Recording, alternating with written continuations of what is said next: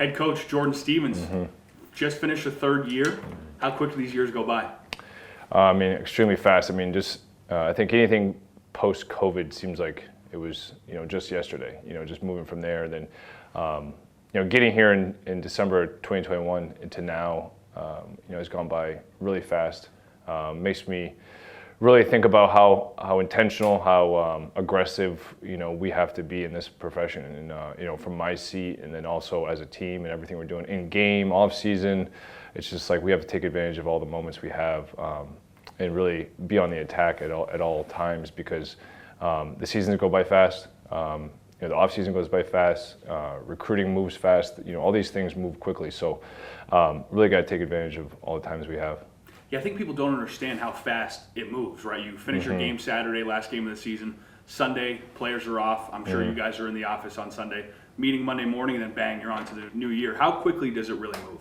Yeah, and with where recruiting is now, I mean, we had around 7 prospects here over the weekend. And so on Sunday, we're meeting with recruits, and that process is moving. Next week is signing day. So, it all moves really fast. So getting our high school players really committed and signed, it moves quickly. And then, with the portal and, keeping our roster intact, and then also knowing that we're going to have to go recruit some transfers as well, like that's a big part of the next month. Yeah, and just staying with recruiting, NIL and the transfer portal have been things that have taken over college football, right? It's talked about at the higher level, not talked about as much here at the FCS level. How has it really impacted a program like this? Huge. I thought we did our staff did a great job of getting some really impactful transfers in here for this 2024 season. Guys that came in and played a ton for us and brought a ton of value. So, it's everything. We have to do a great job getting the right transfers in. Got to retain our talent as well. That's a part of it. So it's a big part of recruiting at this level in the CAA. To be competitive in this conference, this is a big physical conference, and you got to have mature physical players to compete. So this will be a big step for us, this offseason, and doing a great job in the portal. How much has NIL kind of played a role in the recruiting in the portal, trying to retain players, get players in? From your experience, what have you kind of had to deal with that? Yeah, I mean, the NIL is a big driving force of the portal at the FBS level. I think most schools that are serious about their athletics have some sort of NIL program, and we do have that here at the University of Maine, and for our student athletes. So, that's a big piece to get that squared away, and to be able to retain our talent. That's number one. Is like there's it's a competitive atmosphere out there. It's a competitive arena of college recruiting and transfers. So keeping our talent is number one. But it has affected us in the fact that there's some things that we're not going to be able to control. So if someone gets a certain dollar amount to go somewhere else, we can't control that. We're going to still rely on who we are, our values, our teamwork, our commitment to developing each individual, but also having success as a team. I think all those things are something you can find here, and a commitment towards excellence, a commitment towards growth. So that's what the right people, the right players that appeals to, and we're taking a step in the right direction, and hoping we can navigate the portal in a great way this year. 2-9, then 5-7, a step forward, right? I feel like the team felt like there was still some stuff left in the tank, but 5-7 certainly is an improvement from the past 2 years. What was the difference this year? Yeah, certainly. I don't think it's the finish we wanted. We have higher standards than that, than to finish by dropping our last 2 games. I think, I think there's some things to look at that we can do a better job of, and how we finish and how we approach the season. So that's a constant work in progress. But I do believe that we had a lot of confidence building wins this year. Getting 2 wins over ranked opponents. Going on the road, playing one of the top strength of schedules in FCS football, playing in Oklahoma, Montana State on the road, and still being able to come out and compete against CAA schools was really a testament to our leadership and the guys that we have in that locker room. So certainly a step in the right direction. A lot of positives to build off, but not where we want to be. We want to be We want to win games. We want to be on the right side of that, and we want to have a winning season. So those are things that we're working towards.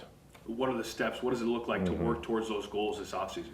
Yeah, I think it's, how do we win these close games? I think we know what wins close games, but it's applying that. It's like, what can we do in the offseason to put us in a better position to win these one-score games, these two-score games, these fourth-quarter games, working through that adversity, and continuing to play and have a belief at the end of the game that, we're in a position to win this game, because of our training, because of our culture, because of our technique, our fundamentals. So it's just working through some of those pieces. I think that's where we'll take the next step. Is we got to go out and win these close games. I thought that there's some games out there that we came back from with a full half to work with, but in the CAA, you got to win games in the fourth quarter, and the games are going to be one-score games. You're going to be down by two scores in the fourth quarter. Can you come back and win those games? And I believe we can. And I believe that it's what we do from here. It's how we respond that's going to determine that. You already talked about the transfer portal, but you guys will have to replace the likes of Cooper Heisey, Teagle Moss, seniors who really stepped up in their roles, not only on the field but leadership as well. How do you go about filling those voids? Yeah, I think it's they painted a great picture of like what leadership looks like, and we have great leaders. We need guys who recognize that and follow that. And we have some really good underclassmen that will step into those roles, and we have a leadership group that we've been able to groom some of our younger players and mold them and get them ready for that leadership role. But leadership is everything within the team. Felt that this year. I thought that our culture and our team and our teamwork really showed through all year. But we'll need to really work this offseason to continue to develop our leadership. We have a good nucleus of guys who believe in the University of Maine, believe in Maine football, and I think they'll lead us in the right direction. How much is that a luxury to have when you have guys in this day and age who just care about the place first? Absolutely. I mean, to really stand for something is important. I mean, stand for something or fall for anything. These guys stood for Maine football, stood for our program. You mentioned Cooper Heisey, you mentioned Teagle Moss, John Costanza, Isaiah Henderson on the defense side of the ball as well. There's many more there, but a great group of individuals who came together as a team. And really, I mean, it just makes functioning of the team so much better because it is their team, and they're out there playing on Saturdays, they're out there competing, they're in their locker room together. So the more connected we are as a staff, as players, our relationships are strong, that translates to wins. And that was something that took the most growth this year, and I thought it took the biggest step was our team and how they work together. Now, I feel like you've really settled into your role as University of Maine head coach, this offseason, right? What are the kinds of things you want to instill and maybe bring back about the University of Maine football? Yeah, I mean, number one, winning. I mean, this is our, we're here to obviously develop these young men, and help them get a degree, earn a degree, and win football games. So there's no hiding from that. I mean, we want to win football games, and I feel like, going into this off season, there's a clear path, clear vision of like how to do that. I think, we got a great staff put together.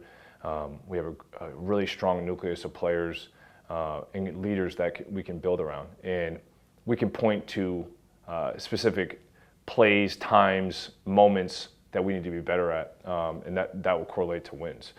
So, just really excited about continuing to build on Maine football. And for me, it's sustained winning. And what does that look like? I mean, that's just a commitment to doing all the little things the right way. And number one, having a level of accountability top down, that it's about the product we put on the field, and it's about the teamwork as well.